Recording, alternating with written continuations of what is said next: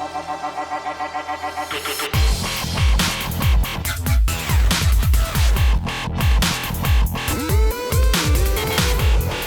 Clashers, before we get to today's episode, I do want to extend a congratulations to the recent ClashCon exclusive T-shirt winner.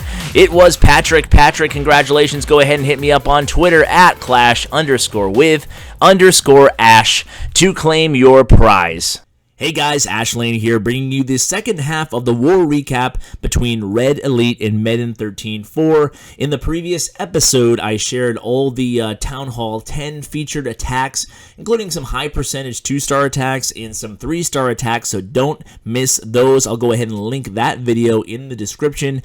Now let's get to the Town Hall 9 portion. I have 4 or 5 raids I definitely wanted to highlight to you guys, all for their own purposes. So first is going to be an attack by Doodoo on Mac 9. So let's go ahead and see what he did here. So the defender Mac has a really wide spread out, not a bad base design with the Archer Queen and the Clan Castle centralized, but the one weak spot on this base is that the northwest of the Queen and the southeast of the Queen, there's not a huge hit point buffer, so it creates somewhat of an easy access to the Queen coming up from about this angle, and that's exactly what Doodoo is going to take advantage of in this attack. So you can see here, drops 4 of the hogs, takes out that archer tower, makes sure he brings at least 4 hogs, that way they'll stay alive to trigger that hound in the clan castle. And once the hound has been deployed, he drops his anchor here, 2 archers and a healer.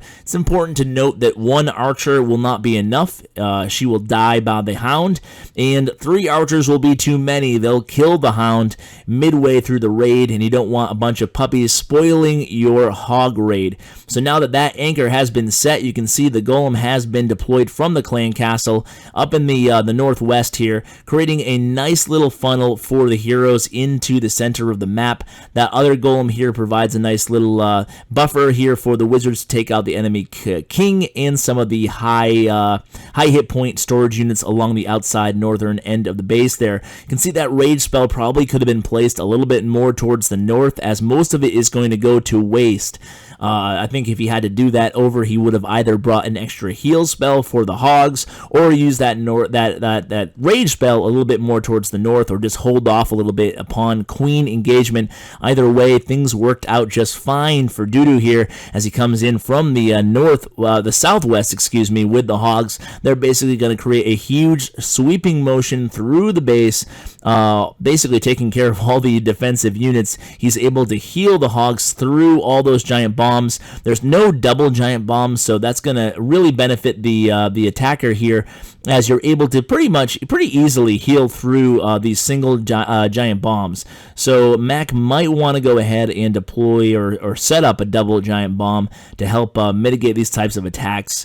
And you can see here that last heal spell goes to good use as the hogs take down that wizard tower. Now all the defensive units are down off the map, and you can see here the anchor's still working out beautifully here, basically distracting this hog the entire raid. Things are going great.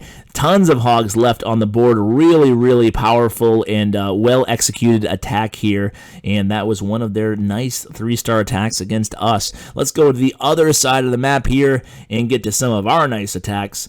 Starting by Sir Devon here, you can see another, well, before I get to this replay here, I want to show you some of the ways that we're incorporating lightning and earthquake on these Town Hall 9 3-star bids. So this is going to be the first attack here. You can see that the air defenses are kind of spread out, 2 on one side, 2 on the other. What Sir Devon's going to do here is take out one of the air defenses that's way far away from the rest of them, and now he only has to account, excuse me, for 3 air defenses. So what he's going to do is try to take out 1, at least, hopefully 2 of the air defenses on the first phase of this attack with the kill squad, and then he's only going to have to deal with 1 extra air defense. Now, it is important to note here that he only has 1 rage spell left on this entire attack, because he had to use the 2 lightnings and the earthquake to take down the other air defense. So you can see Clan Castle coming out. Clan Castle engages the kill team. the queen and the wizard is going to take down the dragon and the balloons. Uses that rage spell to help power his troops through this portion of the raid. Obviously, it's one of the more hairier portions of the raid. Once he can get down that town hall and the dark elixir storage, all the high hit point units are off the board, and boom, there goes the third air defense.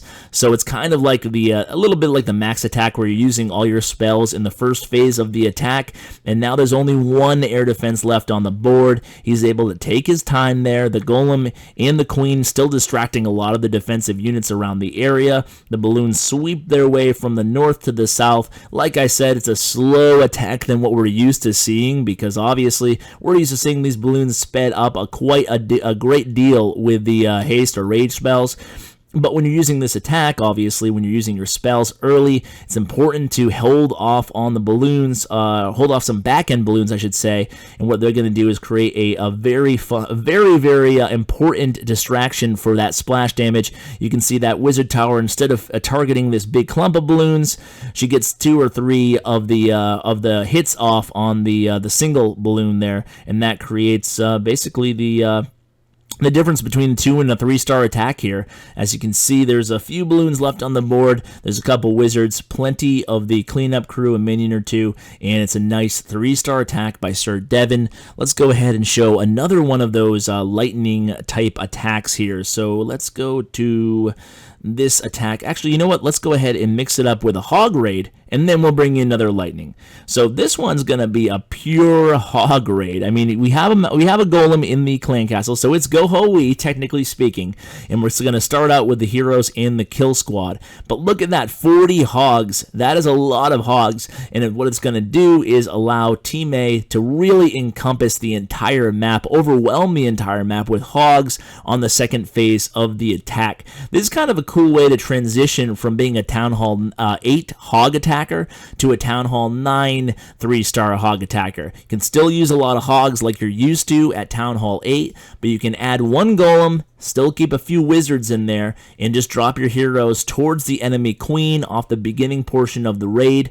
Now with a hound in the clan castle there, your heroes are going to be able to kill the hound, but it's really going to stall them up. So you're going to have to start your hog portion of the raid while they're still dealing with the lava hound defensively. So you can see here he drops the heal spell pretty early on. That's because they had to deal with a lot of that splash damage right off the bat. Another heal spell on the board, only one heal spell left, but you can see he's taking care of a lot of those giant bombs. A lot of those giant bombs are getting wiped off the map, which is really good when you're rocking 40 hogs, as Team A is doing here. Double giant bomb, boom.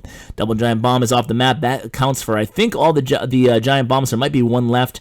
Either way, the last heal spell is on the board now, so those hogs are going to be able to be healed through that splash damage put out by that wizard tower there. And here come the hogs, the last little stretch of the map. The queen, like I said, is still alive. She was able to take down that hound there in the clan castle, but it did stall her out for quite a while. He still was able to save the royal cloak, so now he uses the royal cloak, basically spawning a bunch more archers to help out through the cleanup duty on this map. You can see here there's I don't know, about a dozen or two dozen units still left on the map, so quite a significant amount of cleanup duty still, but those puppies aren't going to do a heck of a lot of damage to those hogs, and the hogs are going to run their way through the base with the help of the queen and the wizards to pull off that 3-star attack. Let's go ahead and watch one more of these, one more replay, I think, and we'll do it for the Town Hall 9 recap portion of the war. This is another one of those really nice attacks in the war here. You can see the reason I'm bringing this to you again is because of these, just to show you some ways that we're using both dragons and lightning in combination of earthquake to help take down these Town Hall 9 bases. You can see here Morph is going to go ahead and use 2 lightning spells and the earthquake spell on that air defense. Air defense will be down along with a hero platform there. So you're going to start the raid around 9 o'clock here, dropping the 2 golems, and you can see he has the 6 the dragons. What are those 6 dragons for? We're going to see in just a minute, but this is one of the ways you can work dragons into the raid and create a real big advantage as the attacker. So a really smart attack here from Morphus. So you can see he's using 3 golems here, so a lot of shield here, and that's going to buy some time for his heroes to take down that lava hound again in the clan castle. And here come the dragons. So the first one is on the board, just doing some work up here in the north. Now he starts peppering in the rest of the dragons. They're going to meet the ground portion of the raid in just a few seconds here, slowly making their way down. He's sitting on one rage spell, just uses the Iron Fist ability on the Barbarian King.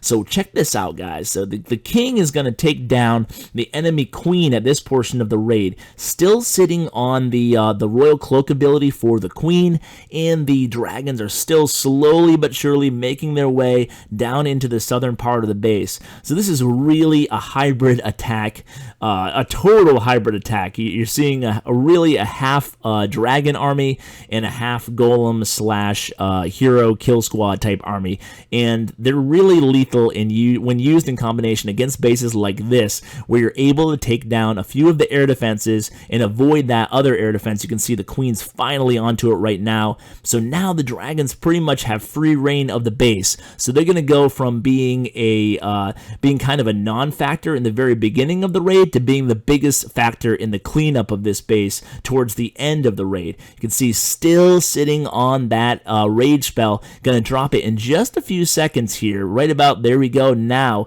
that's going to help the dragons power their way through the rest of these the Archer Tower, Wizard Tower, and then there's only going to be a few defensive units left on the board. Morphus finally uses his Queen's Royal Cloak ability, and look at that, still 4 dragons still left standing on the board, and the Archer Queen. What a really cool and really efficient attack on this base. Very nice attack here by Morphus, and a nice attack by the other guys as well. Guys, I hope you enjoyed this second half of the war recap with Medan 13.4. As I told you guys, it was a heartbreaker. It was so close. You know what I'm going to do? I think I promised you guys I would show the attack that won the entire war for them. This is on the this is a Town Hall 10 attack, but who was it against?